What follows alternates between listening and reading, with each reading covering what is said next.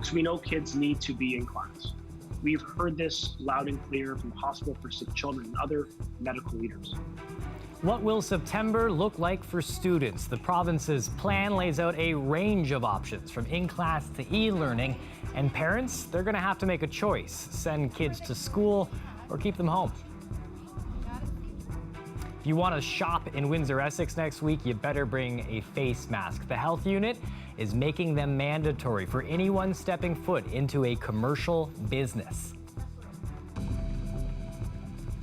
A live look outside now. Almost all of southwestern Ontario under a severe thunderstorm watch. Windsor, Essex County, and Chatham, Kent could see anywhere from 50 to 75 millimeters of rain. Isolated funnel clouds are also possible. And all of this as we deal with a heat warning from Environment Canada. How long does it last? Colette Kennedy tells us tonight in her forecast. I'm Chris Ensing. Thanks for joining us. We start tonight with a meeting between Windsor police and Black leaders, a conversation about how to fight anti-Black racism after demonstrations here in our city and across the world. Jacob Barker joining us now live. Jacob, what's the big takeaway? Well, this is the first time a meeting like this has taken place between the police and the community to address this head on. What started out as a conversation about systemic racism led to a conversation around diversity, or the lack thereof. This is also coming at a moment where there have been loud calls for changes within institutions to deal with anti-Black racism, calls for changes within policing.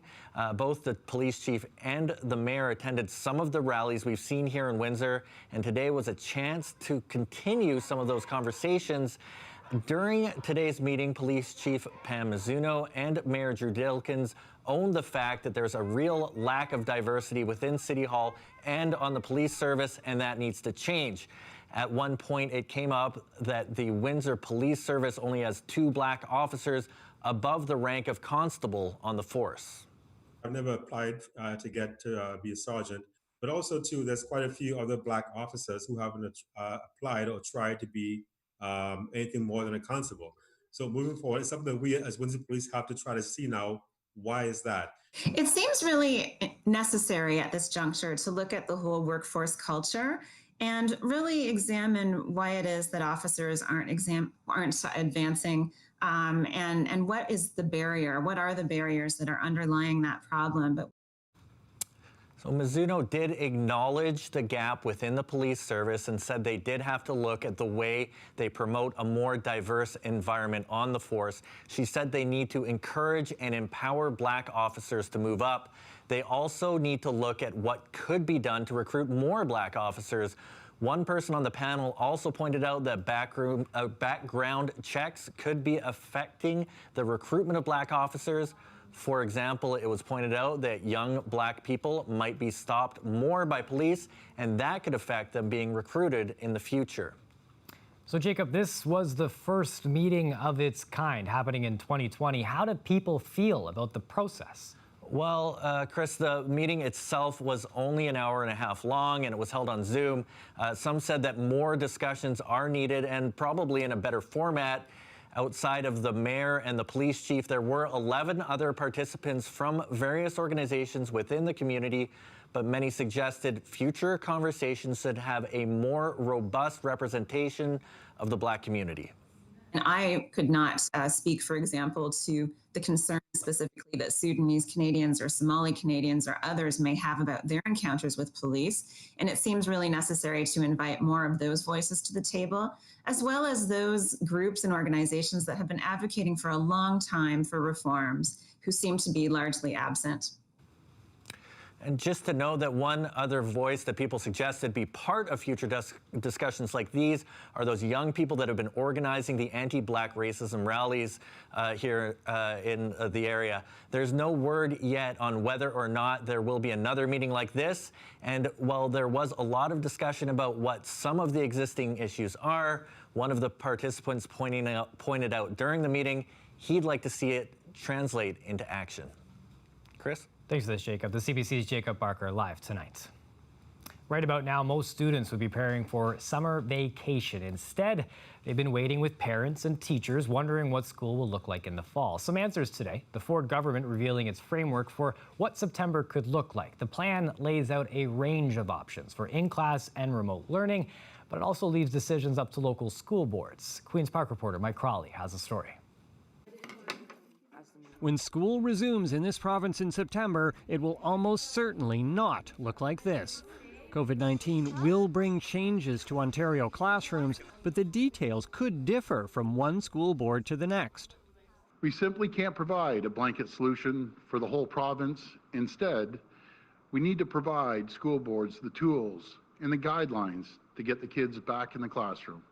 The province wants boards to prepare for 3 different scenarios: a full-fledged return to class with enhanced health and safety measures, full-time remote learning, entirely online at home, or a hybrid, with kids spending half their days at home and half at school. Boards could shift between models as the risk from the virus changes. Starting off in September, the Education Minister says the hybrid is the most likely. While boards will have plans in place for all 3 scenarios, I expect that all Ontario students will enter into a cautious adaptive delivery model. What would that look like? Students would come to school on alternating days or weeks. There'd be no more than 15 kids in a classroom at once, and when not in class, they'd learn online. There's also a promise that all parents will have an option. If you don't feel comfortable, if you're worried about your child returning to school, we'll keep at-home learning available for your child. There's been much criticism of the quality of online instruction so far during the pandemic. The government is promising more support for teachers, but no specifics just yet. Today, the government also announced its per-student funding for this coming school year. It's an increase of 2%. The Minister of Education has a lot to answer for. It is unacceptable that we aren't seeing an investment, a significant investment in new staff to support students. The final decisions on resuming school won't be made until August. Mike Crawley, CBC News, Toronto. Locally, the English School Board says that they knew this was coming and that they've been gearing up for it. Now they're creating their own unique reopening plans, as asked for by the province. So I think there was some general guidance, but local school boards will have some freedom to do some of the things that they're thinking of and that might be helpful in their context. So I think the balance might be actually very helpful. Of course, we've got to work closely with our coterminous boards and such to be able to ensure that, that things are flowing and that busing and all that kind of works together because we're part of a consortium. So I think there is probably that need for that local autonomy and flavor in terms of how this evolves, because again, even with it, we're only in stage 1 in this environment, whereas other places are in a different place. So I think all those things need to be considered. The Windsor-Essex Catholic School Board says that the senior administrative team is meeting to, quote, strategize around every possible scenario for a return to school protocol. That will include consultation with parents, the local health unit, trustees, and principals, as well as the creation of a back-to-school transition committee. Now, with all this talk about the future, let's take a look at what Windsor-Essex is dealing with right now. The current COVID-19 caseload. Another 19 cases announced today, 17 Agra farm workers. And when we look at the big number, that's the one people are paying attention to. 396 people who are Agra farm workers have tested positive for COVID-19 since this started. No specific breakdown of how many are migrant workers from the health unit, but earlier this week, they said that migrant workers make up about 90% of cases in that sector. Now, cases in the agri-farm sector, they make up 30% of our total COVID-19 caseload overall. That's the number in red there. Now, let's compare that to the people who work or live at long-term care and retirement homes. In yellow there, 24% of our cases since people started testing positive in March. Let's take a look at one more chart here. This shows the COVID-19 cases in the last 7 days alone. The blue, that's Windsor, the sliver on the screen. Red is Leamington, yellow is Kingsville. So you can see the large chunk of cases in Essex County over the last 7 days. Most of these cases agri-farm workers, the majority migrant workers, and the health unit saying today most of those new cases among workers are because of close contact. So with all that in mind, the province will see if our region can hit stage 2 of reopening on Monday. Right now, still stuck in stage 1. But we do know that at least one thing will be changing next week. You will have to wear a face mask when going to commercial establishments. That's an order coming from the local health unit. Our Dale Molnar now with what folks think about this new rule. Starting next week, there will be a mandatory mask policy in all commercial establishments in Windsor and Essex. The Windsor-Essex County Health Unit is the second in the province to implement this policy. Dr. Wajid Ahmed says the measure is being taken to help this area get to stage 2 of the reopening. This is a proactive step that we are taking, and just like we have said that the recommendation was always there. Most of the people we talked to today think it's a good idea. I think it's honestly really good because even if it's not for my own protection, well, it is, but it's also going to help those other people that are at risk. It's an excellent idea. It's going to protect me as a worker because I do work in an environment like this where it's dealing with the public. I think it's a wonderful idea to protect me, and I'll protect you. We should be wearing them, and you coming in a store should be wearing them, yeah.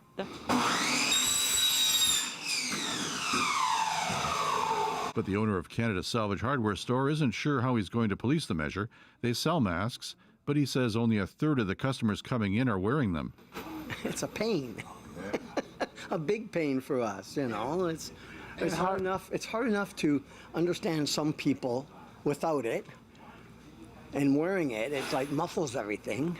There are those who believe it could be a security issue. My understanding, going back many years, and I'm not a youngster, is that you're not to wear any disguise in a bank, and a mask, in my opinion, in my interpretation, is a disguise. A consignment shop on Ottawa Street has a sign on the door asking customers to remove masks briefly for the security cameras.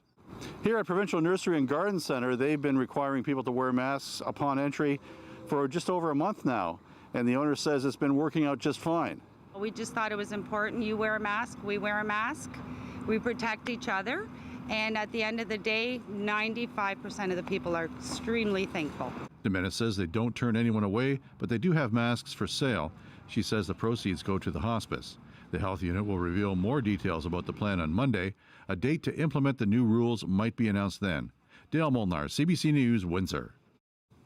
We did learn moments ago that Via Rail is also implementing a new mask policy. That's going to start June 23rd.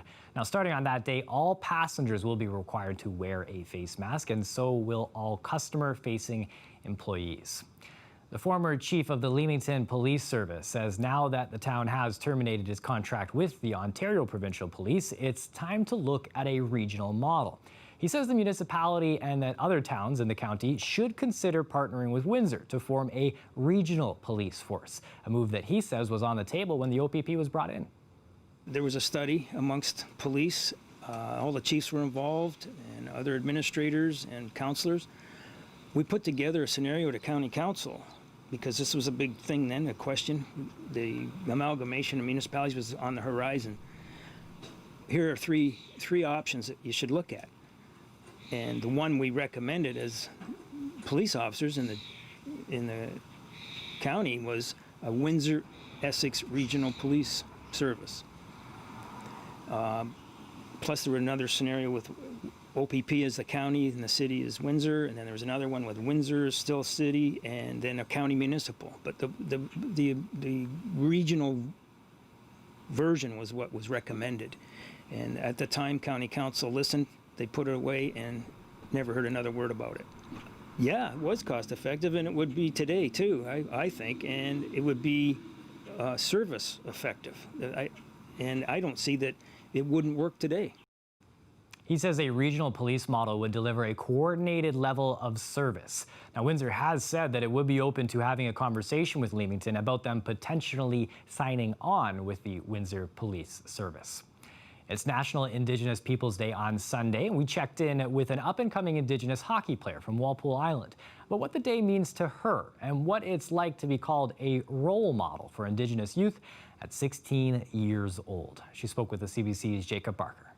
I'm Taryn Jacobs, and I play hockey with the Southwest Wildcats in the PWHL. I've loved the game my entire life. I adore being on the ice. when every time I'm out there, I'm giving it my best, pushing myself to do better for my teammates and my family and everybody there supporting me. I've received so much support from everyone throughout the years in the community and in my family. I'd want to give back to them and be the best person I can be. Well, I never really thought that I'd end up being called a role model, but it really is an honor to be able to be that person that younger girls can look up to and have somebody to show them that they can set goals and achieve those goals. Through sports, I'm able to go and represent my community and my people. And when people know that I'm an Indigenous athlete, I've had lots of people come to me asking questions about the culture and our beliefs and our way of life. And it's great for me to be able to go out and educate people about it. Being called the role model, how do you find that? Is it an empowering feeling? Yeah, it is.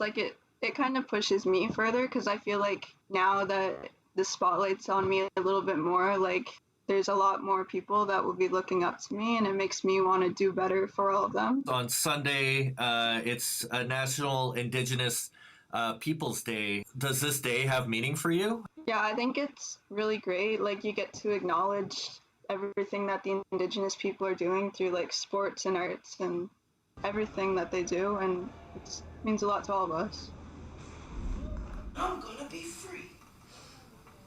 You go on and laugh, cause I'm gonna be free. Fry decided no one could change the belief I have for myself that I'd be free. What I had in my mind did belong to me.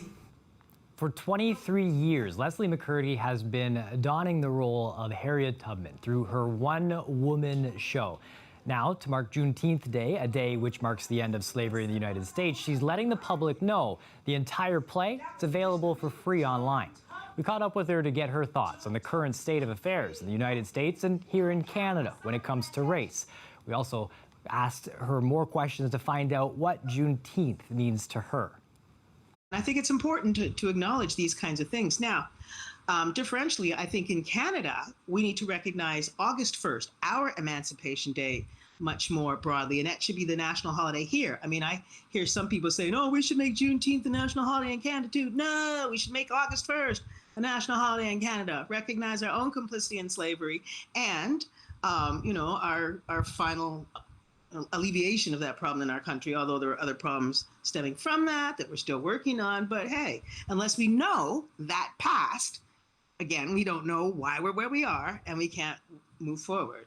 A lot of people like to say, but I'm not racist. Yes, you are. We all are. And unless you claim it, you can't change it. I tell this story sometimes, and it actually happened. I was walking down the street late at night by myself, and I saw a bunch of young black men coming to me, and my first thought was to cross the street until I noticed it was my son and his friends. Which just shows how stupid it all is, right? We react emotionally because of these preconceived notions that we are conditioned into. But if we stop and we think, then we'll realize it, that's crap, and, get beyond that. So once we all can accept, yes, we all have a certain amount of cultural conditioning that makes us prejudge people based on characteristics that we were taught to judge them upon.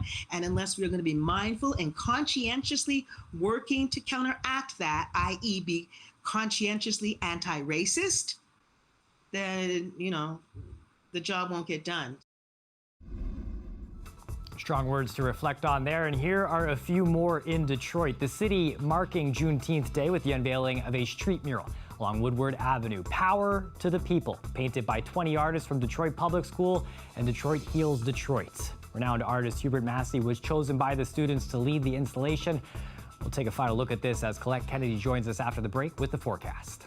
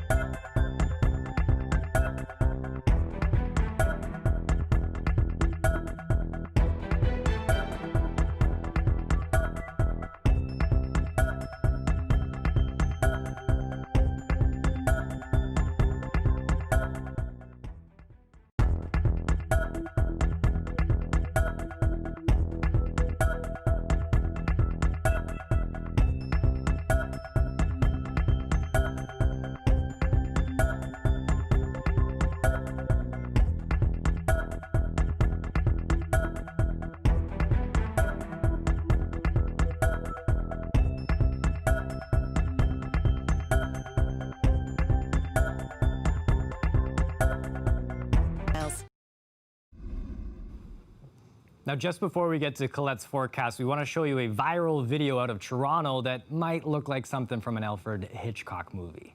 A red-winged blackbird swooping down and pecking pedestrians in Toronto. This TikTok account called Dive Bomber Dave has really jumped off, taken off, flown off, whatever the numbers may be. 3 million views. Colette, we're watching this as people run away. It's funny, but I can only imagine the terror this could cause too.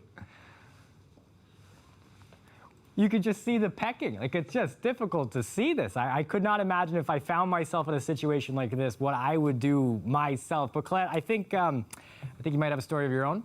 Well, I'm not with Dive Bomber Dave, but I have learned through experience they are fierce protectors of their young, even if you're really not doing anything but walking by. I was jogging and, well, yeah, I say jogging, but this is kind of how I jog. But it came out of the kind of swampy area and just kind of did a jumping up and down on my head.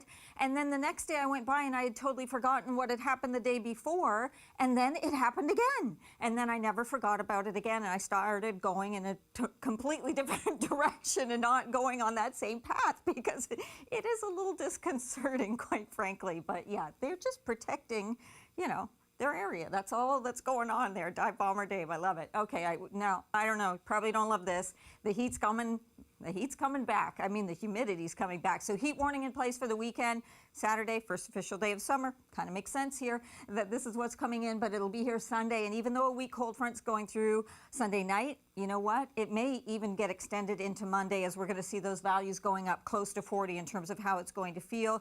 Our current temperature there at 30 and our humidex values mid-30s for now. So again, this starts tomorrow because that's when they're really going to be going up. Then we've been having some active weather there because of the daytime heating and some of that late convergence that we've been seeing here too. So still some warnings that are in place. You can see some of these cells. So as we lose some of that daytime heating, they do die out, but they tend to kind of sit in the same spot and you get some very heavy downpours, so then flooding becomes a concern. They may do the same thing tomorrow because the atmospheric conditions are very, very similar, frankly. Now into Sunday, it's a different scenario, and that's when we're going to be seeing that cold front that comes in. I say cold front, but you almost can't call it that because it is so weak in nature. But for Father's Day, earlier in the day, the better. Then we get into some of those spotty showers kind of coming through, the odd thunderstorm as well. That risk is there, so kind of plan accordingly because of that. Your temperatures tonight, they are not really lows, but that's what they look like, near 20 degrees. Tomorrow afternoon, 33 for the high temperature. Your humidex values closer to 40. And there you go, Father's Day, a steamy one for Dad, Chris. Well, at least it's a warm weekend, which isn't the worst thing. Thanks, Colette. You got it. Now, coming up, we're going to show you what the so-called Dougal Death Trap looks like now, and we sent Windsor morning host Tony Doucette for a spin through the new project. That's next.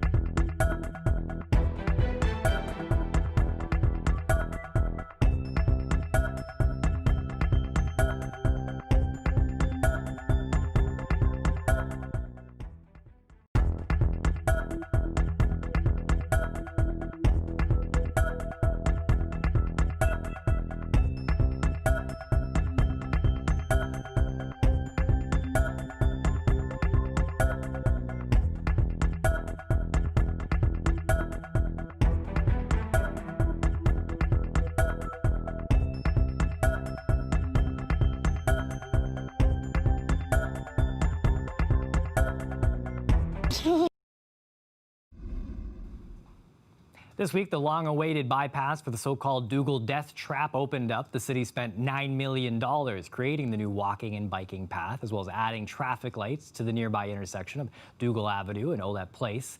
We want to send you on a ride through the new underpass with Windsor Morning's Tony Doucette. And there is that dreaded underpass where there's plenty of room for traffic. There has been historically, and virtually no room under that rail bridge that you see up ahead. And the rail bridge is really the big issue. There's just no margin for error there whatsoever. So here is the underpass. It's amazing.